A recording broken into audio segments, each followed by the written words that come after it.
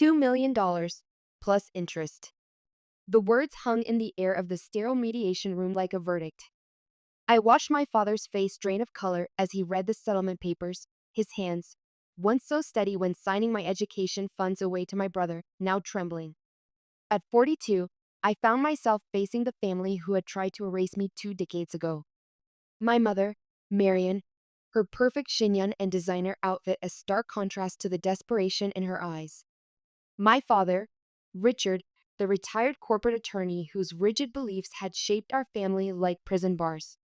My brother Michael, no longer the golden child, slumped in the corner, his phone silent, no investors left to call. The mediator cleared his throat. Miss Eleanor Reed, your terms are full repayment of the misappropriated inheritance with interest, a public apology, and a binding no contact agreement unless initiated by you. I nodded, feeling strangely calm. This wasn't about revenge anymore. This was about boundaries. My mother's lawyer leaned forward. The financial restitution is acceptable, but the public apology is simply non-negotiable. I finished for him. Just like the restraining order I'll file if they refuse. I caught Michael's eye across the room. For the briefest moment, something passed between us, recognition, perhaps. We were both casualties of our parent unyielding expectations, just in different ways. How had we come to this? 24 years of family history reduced to legal documents and calculated damages. It hadn't started with the phone call about Michael's wedding. No, it had begun long before that, with a young girl whose art was deemed worthless and whose inheritance disappeared. With parents who could only love the version of me they had imagined, not the person I actually was. We'll settle, my father's lawyer finally said, breaking the silence. And just like that, the war that had been brewing for decades was ending, not with the spectacular explosion I had once dreamed of, but with signatures on paper and the quiet acknowledgement of harm done. I wondered if they knew that this settlement wasn't my victory. It was my freedom. Flashback, the Sunday morning call. 6 weeks earlier, Sunday morning had spread across my Victorian home like honey, slow, sweet, anticipated. I'd restored the 19th century house myself, breathing life back into weathered wood and forgotten corners. The wraparound porch was my sanctuary, especially on mornings like this, with coffee steaming in my favorite pottery mug and autumn light filtering through the trees. I'd been settling into my porch swing, sketchbook in hand, when my phone rang. Eleanor, darling. My mother's voice, artificially bright. I recognized that tone immediately. It was the one she used when she wanted something. 5 years of carefully maintained distance had taught me to recognize the warning signs. We weren't completely estranged, occasional holiday cards, brief, superficial conversations every few months. A fragile peace built on unspoken boundaries. Mother, I responded, feeling the familiar tightening in my chest. What a surprise. Isn't it wonderful about Michael and Victoria? The engagement? I had heard, through Sarah, my bookstore owner friend who somehow always knew everyone's business. Yes, congratulations to them. Well, I'm calling with the most marvelous news, she continued, her voice rising with false enthusiasm. We've decided that your place would be perfect for the wedding. That lovely garden, the historical character, it's exactly what Victoria has been dreaming of. We're thinking September 15th. The vendors are already excited. The coffee turned bitter in my mouth. My house. My sanctuary. The home I had built after they had made it clear I wasn't welcome in theirs. Mother, I said carefully, I don't recall offering my home as a wedding venue. Oh, don't be difficult, Eleanor. This is your brother's special day. Her voice dropped to that familiar manipulative whisper. After everything we've done for you. The phrase hit me like a physical blow. Everything they'd done for me. Like withdrawing my college funding when I chose design school over law. Like transferring my godmother's inheritance, nearly $200,000, to Michael's business ventures without my knowledge. Like telling me I was dead to them when I refused to marry David, the corporate lawyer they had selected. No, I said, surprising myself with how steady my voice sounded. My answer is no. What do you mean, no? The invitations are already at the printers. Your father and I were just saying how perfect your property would be for her. I said no, mother. This is my home, not your event space. A shuffling sound, and then my father's gruff voice. Eleanor, you're embarrassing your mother. This wedding is happening at your place whether you like it or not. You wouldn't dare turn away 200 guests. The threat hung between us. They thought they still knew me, the people-pleasing daughter who'd rather die than cause a scene. The little girl who'd spend hours getting ready for country club dinners, only to be told my dress was wrong, my hair was wrong, my very existence somehow wrong. Actually, Dad, I said quietly, I would. Show up on my property uninvited, and I'll have you removed for trespassing. My mother grabbed the phone back. You ungrateful, fine. Ruin your brother's wedding. Add it to the list of ways you've disappointed this family. The call ended abruptly. I sat there, watching golden autumn leaves spiral down from the maple tree I'd planted 5 years ago, my first act of permanence in this house. My hands were shaking, but not from fear, from recognition. Some patterns never change unless you break them yourself. Flashback: the young artist. When I was 17, I won the state art competition with a portrait series that explored family expectations. My art teacher had cried when she saw it. The local newspaper ran a feature. A prestigious art school offered me a scholarship. My parents didn't attend the exhibition. No daughter of mine is wasting her life on paintings. My father had declared that night at dinner, his knife slicing through his steak with surgical precision. The Reed name stands for something in this community. My mother had nodded, her eyes never meeting mine. Think of your future, Eleanor. Art is a hobby, not a career. Meanwhile, Michael, 3 years my junior, had just received a new car for getting C's in his pre-law courses. The contrast wasn't lost on me, even then. 2 months before my 18th birthday, my godmother passed away. She had been my mother's college roommate, a free spirit who had traveled the world as a photojournalist. The life I might have had. My mother once whispered when she thought I couldn't hear. Aunt Vivian left me her estate, nearly $200,000, specifically for my education and creative pursuits. I never saw a penny of it. As my legal guardian, my father transferred it all to a family account. By the time I learned what had happened, through a guilty confession from the lawyer's assistant, the money had funded my brother's third attempt at law school and his first failed tech startup. The day after graduation, I found the letter on my bed. My father's precise handwriting. As you have chosen to defy this family's wishes and pursue your selfish interests, you leave us no choice. You have until morning to vacate this house.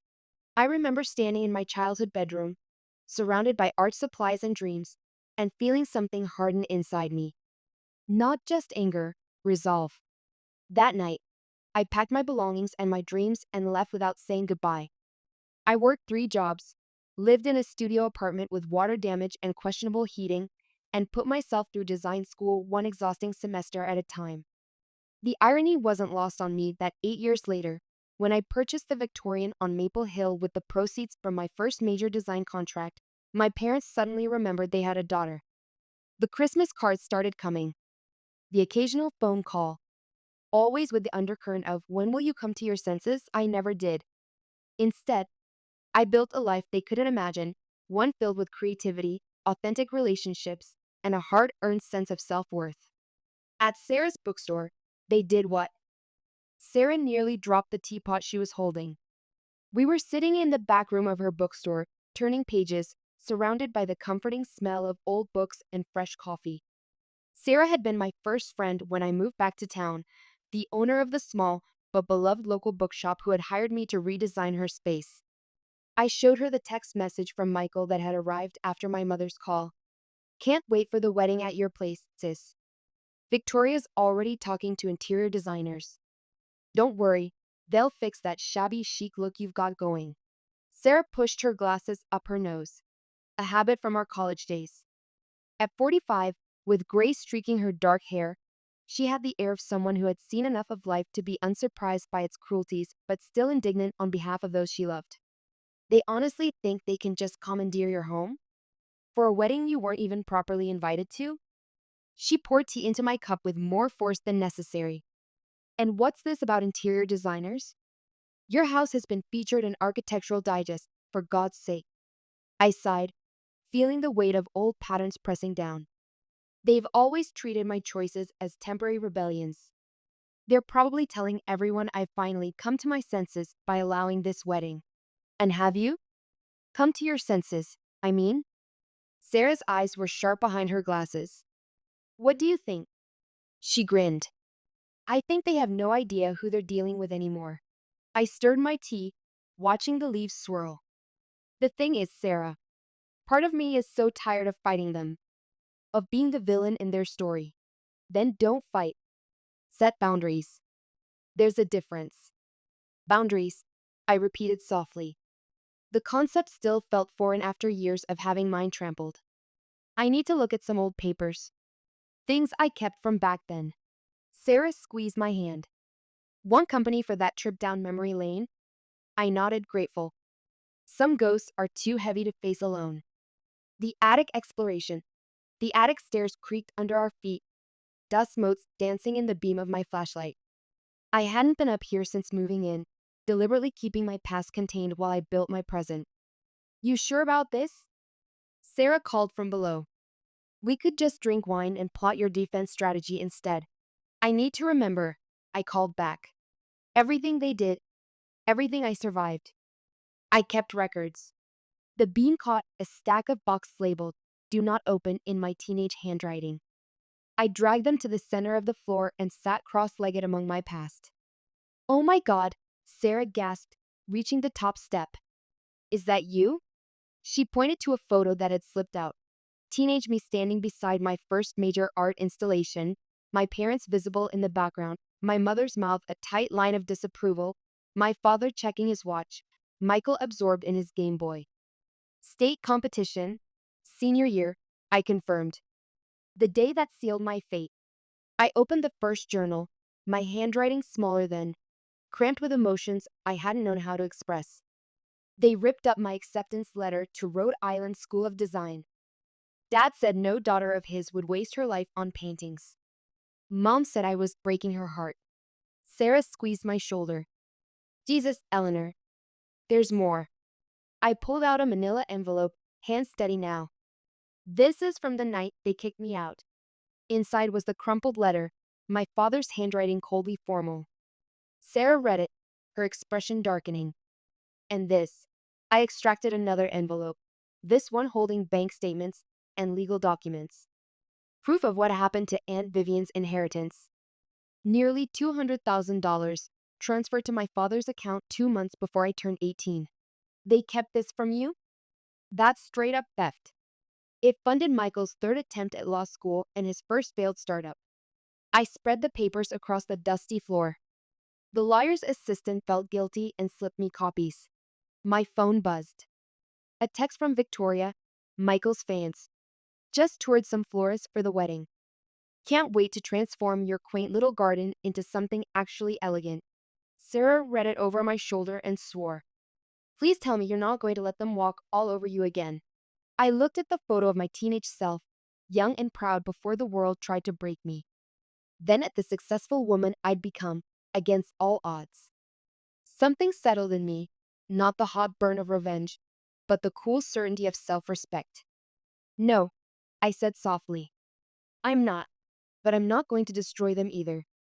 I'm just going to finally enforce my boundaries. How do you plan to do that? They've already printed invitations. I gathered the documents carefully. First, I'm going to call Robert. Judge Craig? Your dad's former golf buddy? The same. The one who was appalled when he learned why I really left home. He's been trying to make it up to me for years for not seeing what was happening. Sarah's eyes widened. You're going legal? I'm going to protect what's mine. I tucked the evidence into my bag. And then I'm going to call the Historical Preservation Society. The ones who've been begging to use your garden for their annual fundraiser? I nodded, a plan taking shape. I think September 15th would be the perfect date, don't you? Flashback, the making of Eleanor. What my parents never understood was that their rejection had forged me, not broken me. Each dismissal of my art had only deepened my commitment to it. Each financial obstacle had taught me resourcefulness. My first apartment after being kicked out was above a laundromat. the constant hum of machines below a reminder of my new reality. I worked as a barista in the mornings, a restaurant hostess in the evenings, and a night desk clerk at a small hotel on weekends. Between shifts, I sketched and planned and dreamed. My breakthrough came during my second year of design school. A local restaurant owner saw my portfolio and hired me to redesign his struggling bistro. The transformation, which honored the building's 1920s heritage while creating a warm, inviting space, caught the attention of a regional magazine. More clients followed. By 30, I had my own design firm specializing in historical renovations. By 35, I was turning down more projects than I accepted. The Victorian on Maple Hill became both my home and my testament, a place where the past was honored but not preserved in amber, where new life could flourish in old bones. I never spoke publicly about my family. What would be the point? But I kept everything, every letter, every bank statement, every cutting remark captured in my journals. Not out of bitterness, but out of a determination never to gaslight myself about what had happened. On rare occasions, I would see my parents around town, at the grocery store, at community events. We would exchange stiff pleasantries, perform the pantomime of family for public consumption. Michael, when he visited them from the city, would sometimes call, always with some thinly veiled request or my mother's transparent matchmaking attempts. Mom thinks you and David should reconnect, he'd say, referring to my ex-fiancé, the corporate attorney my parents had practically selected from a catalog of acceptable husbands. I would deflect, change the subject, maintain the fragile détente. It wasn't peace, but it wasn't war either. Just the cold distance of people who shared blood but not values. That Sunday phone call changed everything. It wasn't just the audacity of assuming my home was theirs to use. It was the realization that they would never stop taking unless I finally, definitively, stopped giving. The meeting with Judge Robert Craig's chambers smelled of leather and lemon polish.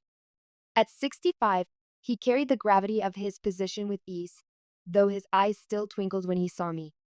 Eleanor, he rose from behind his desk, clasping my hand in both of his. It's been too long.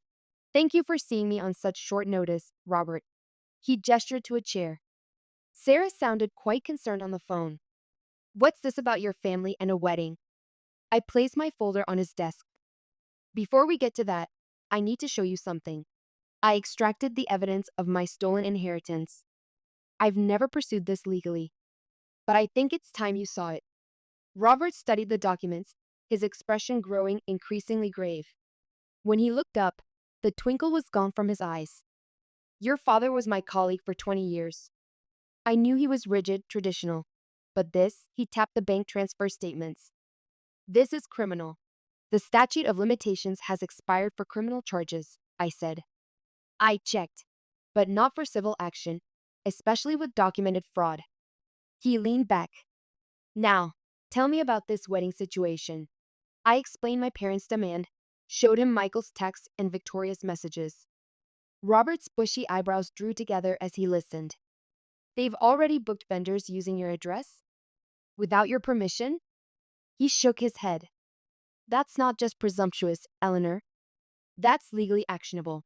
I don't want to destroy my family, Robert, I said, surprising myself with the truth of it. I just want them to respect my boundaries. For once. He studied me for a long moment. What do you want to do? I'm going to host the Historical Preservation Society's annual fundraiser on September 15th. They've been asking to use my garden for years, and it's a cause I believe in. I want to make sure my family can't legally interfere. Robert nodded thoughtfully. A countermove that's constructive rather than destructive. I like it. He pulled out a legal pad. Let's talk about how to protect yourself. And he glanced at the inheritance documents again. Perhaps it's time your family faced some consequences for their actions. The strategy takes shape. The days that followed were a flurry of activity. I signed a contract with the Historical Preservation Society, officially offering my home and gardens for their annual fundraiser on September 15th. The society was thrilled. My property, with its carefully restored Victorian architecture and period-appropriate gardens, was the perfect showcase for their mission. Robert helped me draft formal cease and desist letters to my parents and to all the vendors they had contacted using my address. He also prepared a civil suit regarding the misappropriated inheritance, to be filed only if necessary. Think of it as insurance, he explained. We don't have to use it, but having it ready gives you leverage. Meanwhile, my inbox filled with increasingly desperate messages from my family. My mother's tone oscillated between saccharine pleas and thinly veiled threats. My father's communications were shorter, more demanding, confident that I would eventually capitulate. Michael's texts became more frequent, more aggressive. Victoria's in tears over this, he wrote. Her mother's friends are all expecting to see the house they've heard so much about. I didn't respond to any of them.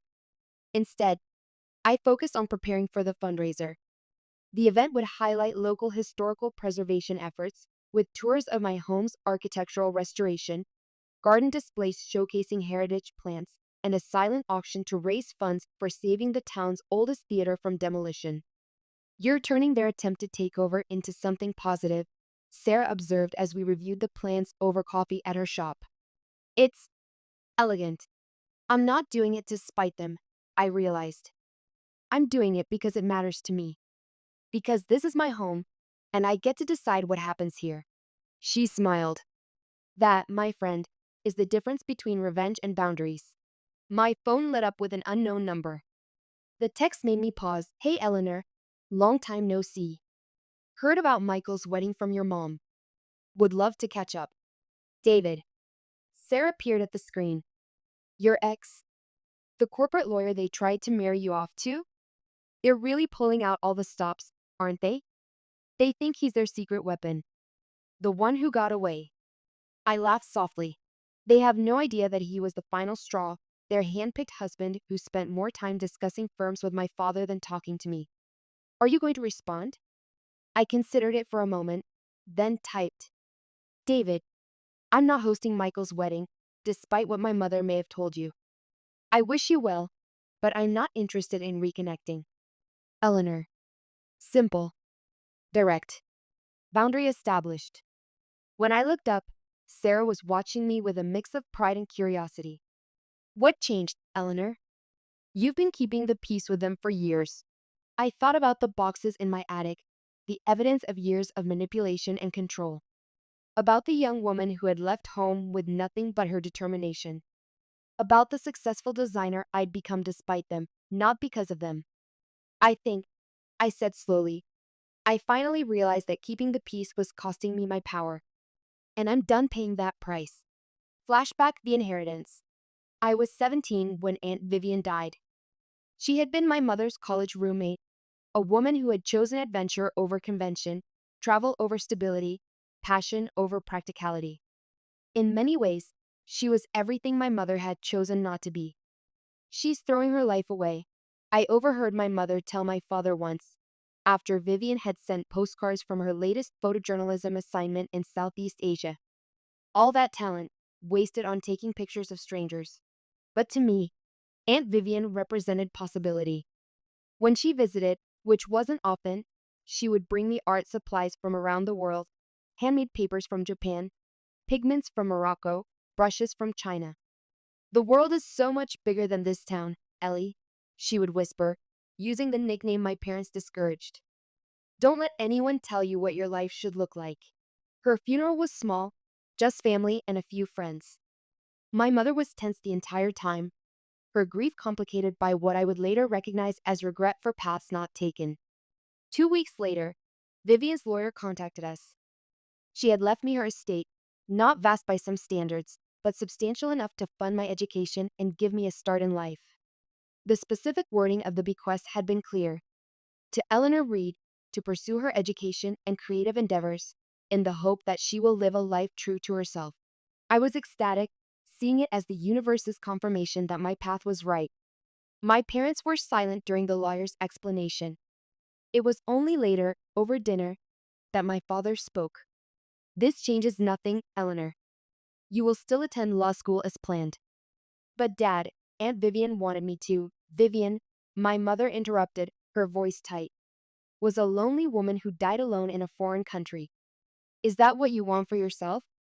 I looked at her, really looked, and saw something I hadn't noticed before. Fear.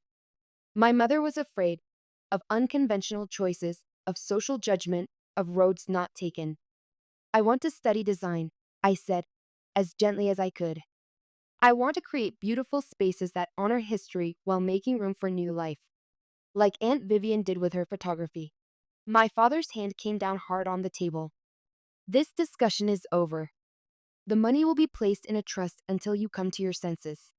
It wasn't until after they had kicked me out, when I was struggling to pay for design school one course at a time, that I learned the truth. There was no trust. My father, as my legal guardian, had simply transferred the entire inheritance to a family account from which he funded Michael's education and business ventures. I learned this from Marcia, the paralegal at Vivian's lawyer's office, who had watched the entire process with increasing discomfort. It didn't feel right, she told me over coffee, sliding copies of the bank transfers across the table.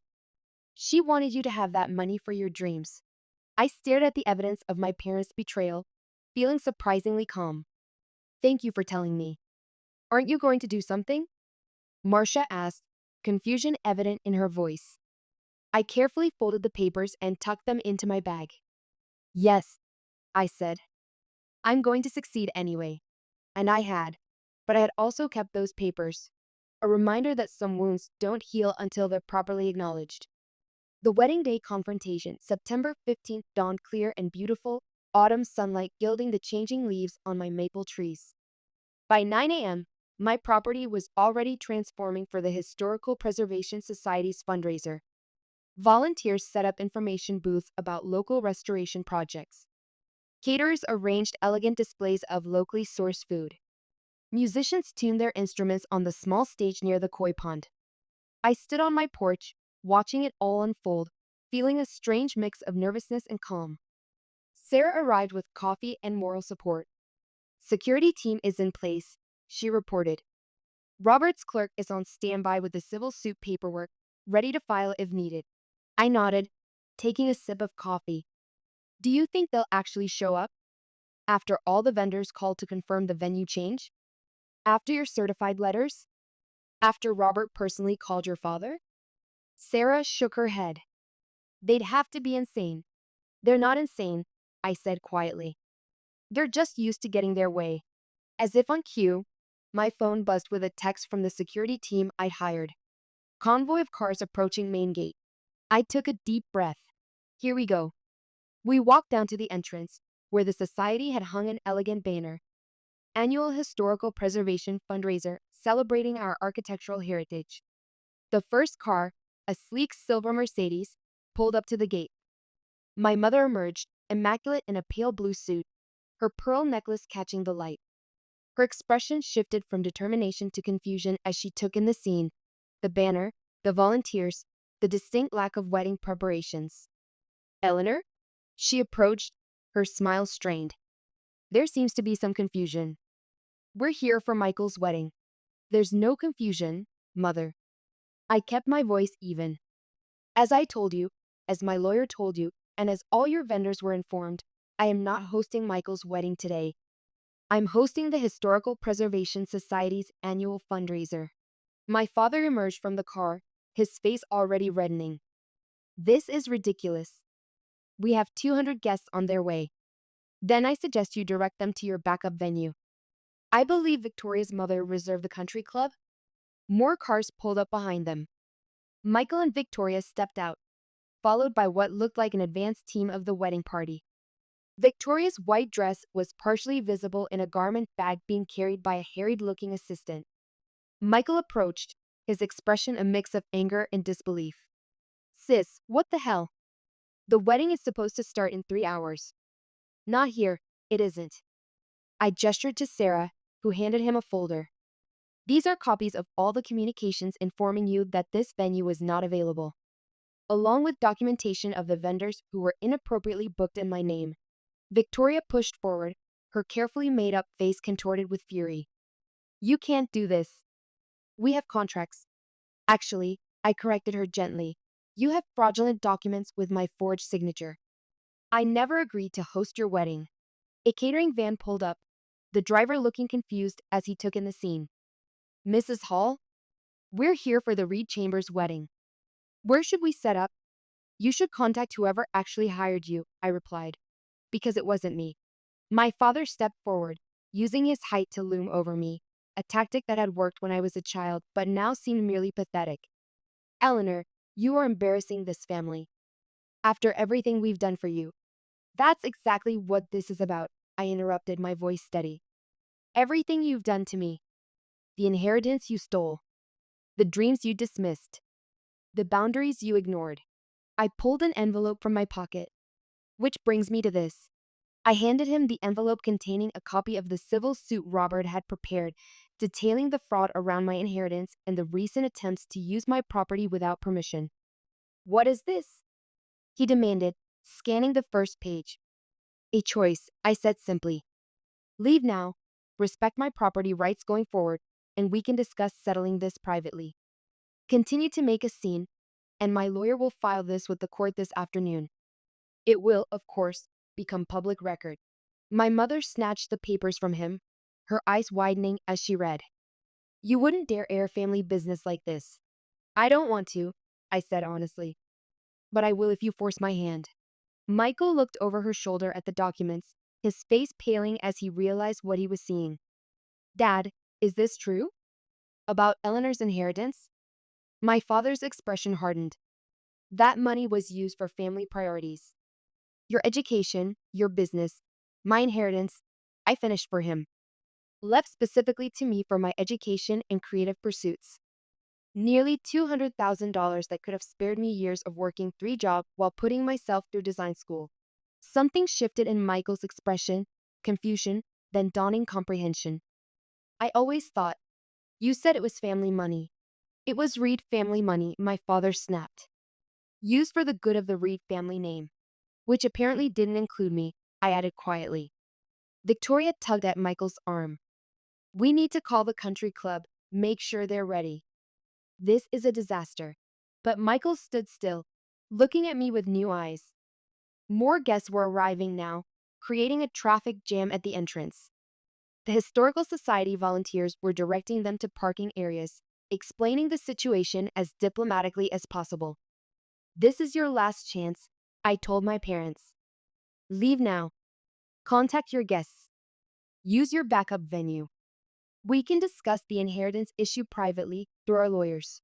My mother's perfect composure finally cracked. After everything we sacrificed for you, you sacrificed nothing for me, I said, feeling an odd sense of peace. You sacrificed me for your vision of what this family should be. There's a difference. She turned away, tears of rage or perhaps shame filling her eyes. My father put his arm around her shoulders, shooting me a look of pure venom. This isn't over, he threatened. Actually, I said, I think it is. At least the old patterns are. What comes next is up to you.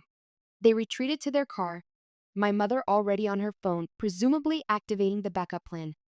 Victoria followed, practically dragging a shell-shocked Michael behind her. But Michael paused at the car door, looking back at me.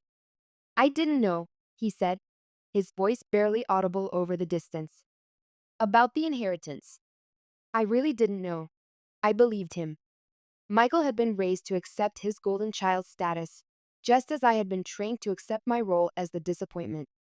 We were both victims of our parents' rigid expectations, just in different ways. We should talk, I said. After all this. When you're ready. He nodded once before sliding into the back seat. The Mercedes pulled away, followed by the convoy of wedding party members.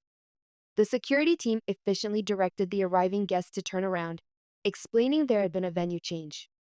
Sarah appeared at my side, slipping her arm through mine. You okay? I watched my family's car disappear down the road, feeling the weight of decades of pain and anger begin to lift. Not gone entirely. Such wounds don't heal in an instant, but lightened. Yes, I said, surprised to find it was true. I think I am. Behind us, the fundraiser was coming to life. The musicians had started playing, a quartet performing classical pieces in the garden. The scent of autumn flowers and gourmet food filled the air. Guests for the actual event, supporters of historical preservation, Local officials, design enthusiasts, were beginning to arrive, mingling among the educational displays. Your house has never looked more beautiful, Sarah observed, watching sunlight play through the stained glass accents I'd restored in the front windows. She was right. The Victorian stood proud against the autumn sky, its gingerbread trim and wraparound porch a testament to both history honored and new life embraced. My home, my sanctuary, my statement. Come on, I said, turning away from the empty road where my family had disappeared. We have actual guests to welcome. The fundraiser was a remarkable success. By late afternoon, the society had raised more than double their goal for the theater restoration project. Visitors marveled at the architectural details I'd preserved and the modern touches I'd integrated. Several asked for my business card, impressed by the balance of history and livability. I was speaking with the Historical Society president when my phone buzzed. A text from Michael. At Country Club. Wedding proceeding. We need to talk after all this. About everything. I slipped the phone back into my pocket, neither accepting nor rejecting his tentative olive branch. That decision could wait for another day. The last guest departed as twilight softened the garden. Sarah and I sat on the porch swing, glasses of wine in hand, watching volunteers pack up the last of the displays. How does it feel? She asked. Standing your ground? I considered the question, searching for the perfect word. Necessary, I finally said. Like something I should have done years ago. Better late than never. She clinked her glass against mine. To boundaries. To boundaries, I echoed, feeling the evening breeze against my face.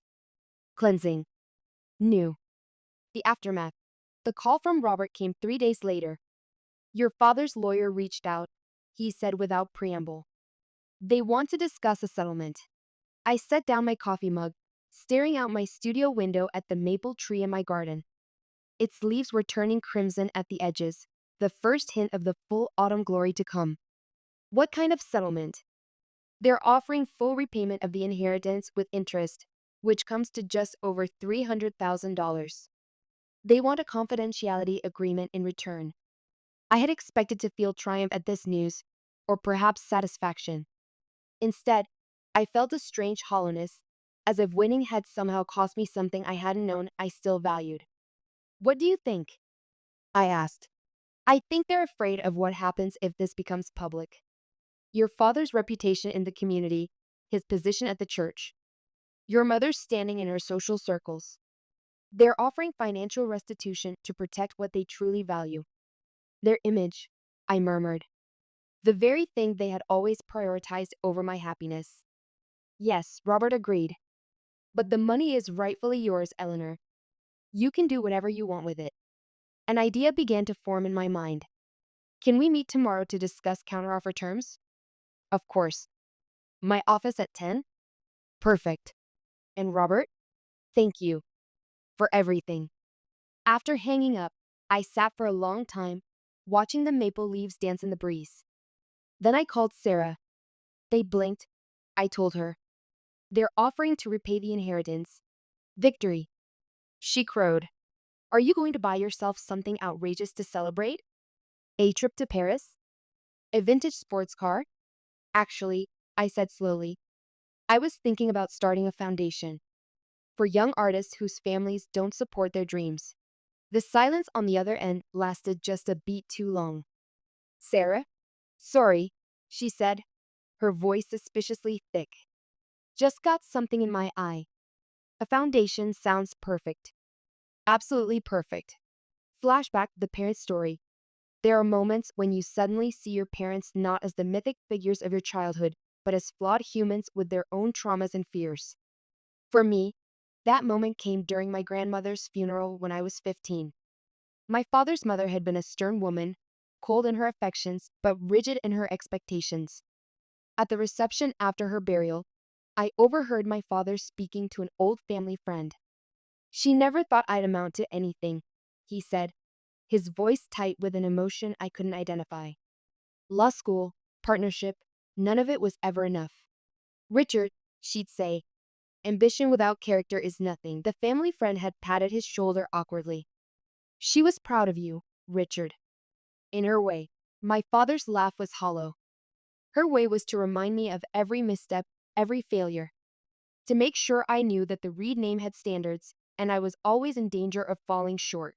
I had slipped away then, troubled by the glimpse into my father's inner world.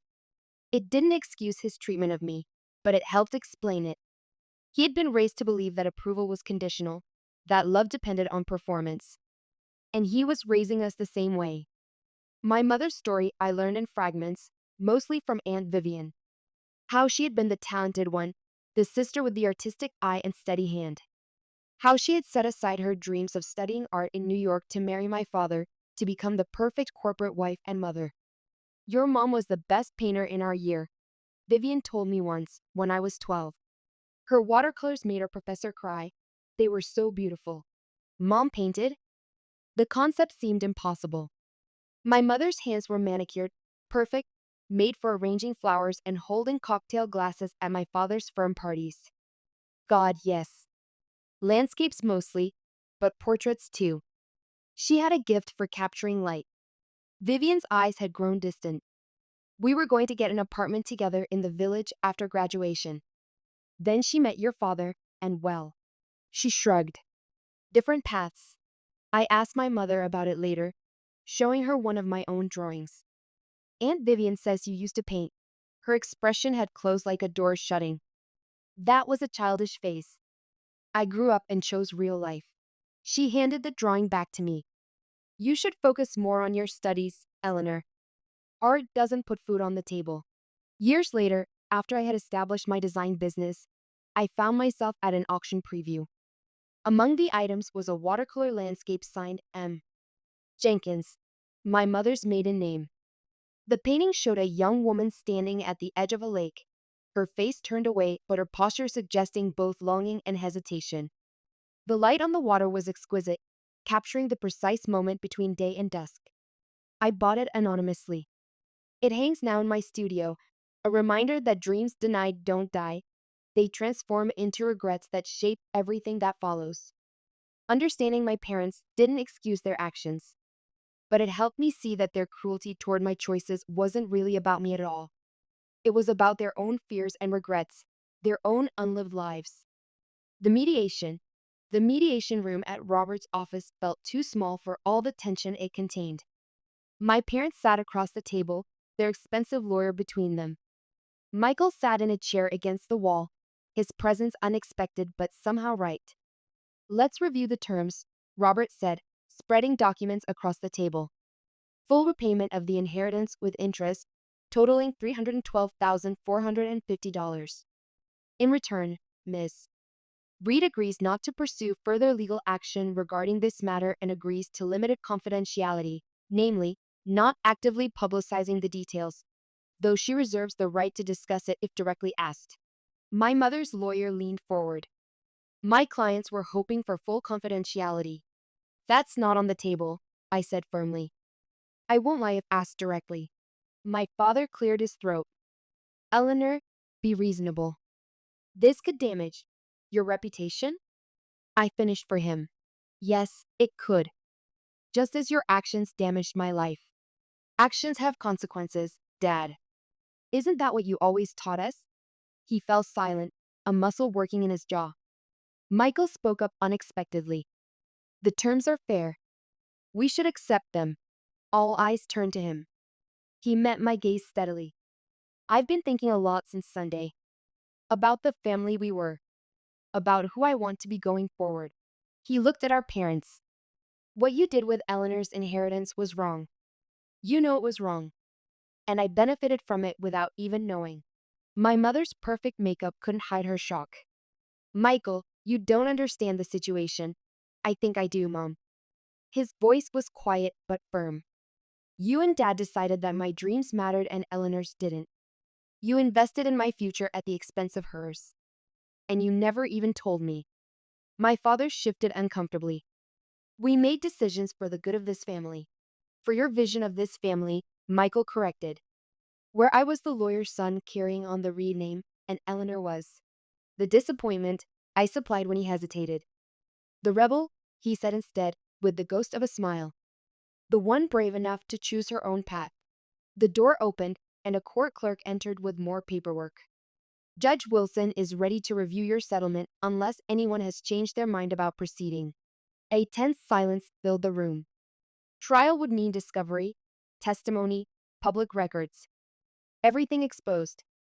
We'll settle, my father's lawyer finally said. I watched them sign paper after paper, my mother's hand perfectly steady, my father's slightly trembling. When they reached the final document, my father paused, pen hovering above the signature line. This will follow us, he said quietly. Only as far as the truth needs to, I replied. He signed, the pen scratching against paper like a final confession. The clerk returned with the judge, who reviewed our settlement quickly. Everything appears in order, she said. The financial transfer must be completed within 30 days, if there are no further matters. Actually, I said, there is one more thing. I pulled a folder from my bag and slid it across the table to my parents. This is information about the Eleanor Reed Arts Foundation. It will provide grants to young artists whose families don't support their creative pursuits. My mother opened the folder, scanning the contents with a frown. What is this? The inheritance you're returning will fund it. I wanted you to know how your money, my money, will be used. I looked at them both. To help other young people avoid what I went through. You're using our restitution to fund some kind of rebellion foundation? My father's face darkened with anger. No, Dad. I'm turning something painful into something healing. For myself and for others. I stood, gathering my belongings. You taught me that every action has consequences. Now I'm teaching you that those consequences don't have to be destructive. They can be creative. Outside the mediation room, Michael caught up with me in the hallway. Eleanor, wait. I turned, studying my brother's face. At 38, he looked older than his years, the weight of expectations etched around his eyes. Victoria left, he said abruptly. After the wedding, said she couldn't be part of a family with this kind of scandal hanging over it. I'm sorry, I said, and meant it. That must be painful. He shrugged. Turns out she was more in love with the idea of being a Reed than with me. Kind of a wake-up call, actually. He hesitated. I've been thinking about what you said. About it not being too late to build my own life. It isn't, I assured him. I never wanted to be a lawyer, he confessed. Or run a tech company. I wanted to teach history. Medieval European history, specifically. I smiled, remembering the little boy who had built elaborate castle models in his room. I know. You used to make me play knights and castles for hours. You remember that? Of course I do. You were a pretty good kid before they turned us against each other. He looked away, blinking rapidly. I've applied to the PhD program at Berkeley. For medieval studies. It's a long shot, but you're doing it anyway. I finished for him. Good for you, Michael. I'd like to talk more. Sometime. If you're willing. Maybe see if we can. I don't know. Build something new. I thought about the decades of pain, of rivalry engineered by our parents, of the golden child and the black sheep roles we'd been assigned. And I also thought about the little boy who had shared his ice cream with me when I dropped mine, who had cried when I left home and called me secretly for months afterward. I'd like that, I said softly. Not right away. I need some time. But yes, I'd like to try. He nodded, relief washing over his features. Thank you. As he turned to go, I called after him. Michael, good luck with Berkeley. You'll make a great professor. The smile that lit his face was genuine, perhaps the first real smile I'd seen from him in years. Epilogue of the Foundation. Autumn leaves swirled across the community center parking lot as I made my way inside. 6 months had passed since the mediation, since my parents had repaid the inheritance that was rightfully mine. 6 months of building something new from the ashes of the old. The Eleanor Reed Arts Foundation was officially launching today with its first round of grant recipients. Young artists from across the state had submitted portfolios and essays describing their work and the challenges they faced pursuing creative careers without family support. Sarah met me at the door, clipboard in hand. Everything's ready. The gallery space looks amazing, and the press is already here. I took a deep breath, steadying myself. And our special guest? Arrived 10 minutes ago. Nervous as hell, but here. Inside, the community center's main hall had been transformed into a gallery, displaying works by the 20 finalists. Paintings, sculptures, photographs, digital art, creativity in all its forms. Each piece accompanied by the artist's story of perseverance against familial expectations. As I moved through the space, greeting the young artists and the local arts community members who had come to support them, I felt a sense of completion. The inheritance that had been meant to fund my creative dreams was now doing exactly that, just for more people than Aunt Vivian could have imagined. At the podium, I welcomed everyone and explained the Foundation's mission to provide financial support, mentorship, and community to emerging artists whose families didn't support their creative pursuits. Art isn't frivolous, I told the audience. It's essential. It's how we process our world, our experiences, our emotions. It's how we connect across differences and find common ground. Every artist in this room is contributing something vital to our shared humanity. I announced the 10 grant recipients, each receiving $15,000 to pursue their creative education or projects. The joy on their faces as they accepted their awards reminded me of myself at 17, standing proudly beside my first major work. And now, I said, I'd like to introduce our keynote speaker. Someone who understands firsthand the courage it takes to change course and follow your true passion, even when it means disappointing others' expectations. Michael stepped up to the podium, looking both nervous and determined in his tweed jacket with elbow patches, already practicing for his new role as an academic. Thank you, Eleanor, he began, his voice growing stronger as he continued. When my sister asked me to speak today, my first thought was, what do I know about artistic courage? I've spent most of my life following the path laid out for me by others. He paused, looking out at the young artists. But I'm learning that courage comes in many forms. Sometimes it's the bold defiance of expectations, like my sister showed from a young age. Sometimes it's the quieter realization, later in life, that it's never too late to change course. As he spoke about his journey from reluctant law student to aspiring medieval history professor, I found myself studying him with new eyes. The golden child was gone, replaced by a man finding his own way, however belatedly. After the ceremony, as attendees mingled among the artworks, Sarah nudged me. Look who just walked in. My mother stood hesitantly at the entrance, elegant as always but somewhat diminished. Without my father beside her, she seemed smaller, less certain. Did you invite her? Sarah asked, surprise evident in her voice.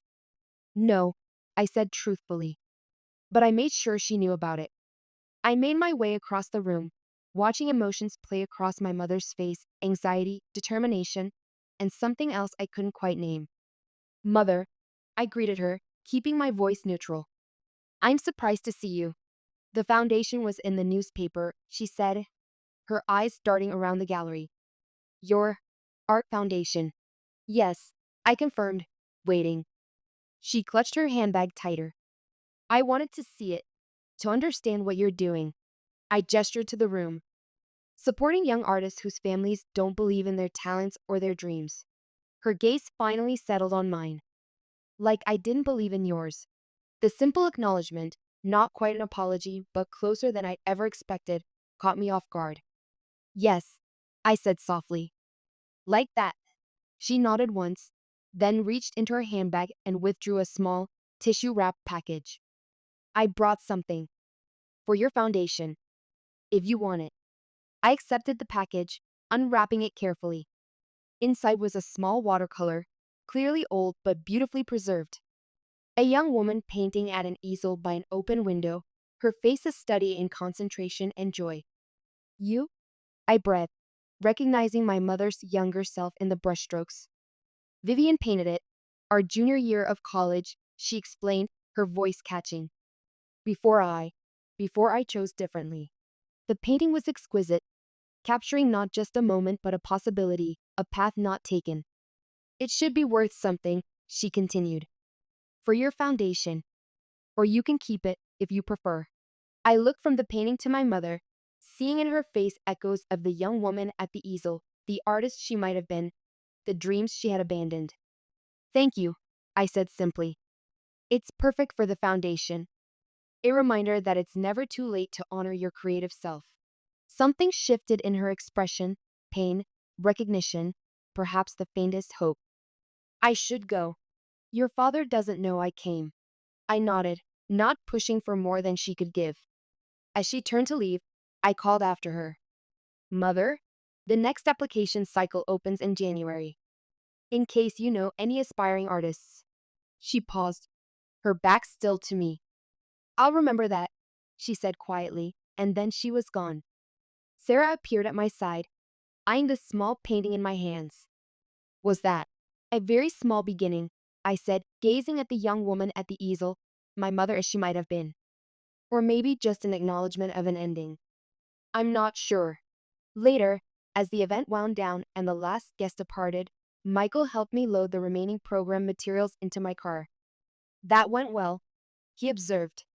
Those kids' faces when they got their grants, it reminded me of you, back when you won that state competition. I thought the same thing, I admitted. He leaned against my car, looking up at the community center. Do you think it made a difference? What you did today? I thought about the young artists with their dreams and determination. About my mother and her small, significant gesture. About Michael and his new path forward. I think, I said carefully, that healing happens in unexpected ways. Sometimes through confrontation, sometimes through creation. Today felt like both. He nodded thoughtfully. I saw Mom. Didn't get a chance to speak to her though. She brought a painting. For the foundation. His eyebrows rose in surprise. Really? Small steps, I said with a slight shrug. That's all any of us can take. We stood in companionable silence, watching autumn leaves dance across the parking lot. Not quite family, not quite strangers. Something new being built between the ruins of the old. Eleanor? Michael finally broke the silence. Thank you for showing me it's possible to change course, even after following the wrong path for so long. I thought about the long journey from that terrified 18-year-old, cast out from her family, to the woman I'd become. About the wounds that had shaped me, the struggles that had strengthened me, and the creativity that had saved me. The thing about paths, I told him, is that they're not fixed. We make them by walking, and we can change direction anytime we choose. As I drove home to my Victorian on Maple Hill, I felt the presence of all my selves, the wounded child, the determined student, the successful designer, now the foundation director. Not separate identities, but a continuum, a story still being written. The maple trees lining my driveway were ablaze with autumn color, their leaves a testament to the beauty that comes with change. I parked and sat for a moment, watching the sunset gild my home in gentle light. Then I gathered my things, including my mother's small painting, and walked up the porch steps. Tomorrow would bring new challenges, new creations, new possibilities. But for now, in this moment, I was exactly where I needed to be, in a home of my own making, surrounded by beauty born from both joy and pain. I was finally, completely Eleanor Reed. Artist, designer, creator of my own life's path. And that was more than enough.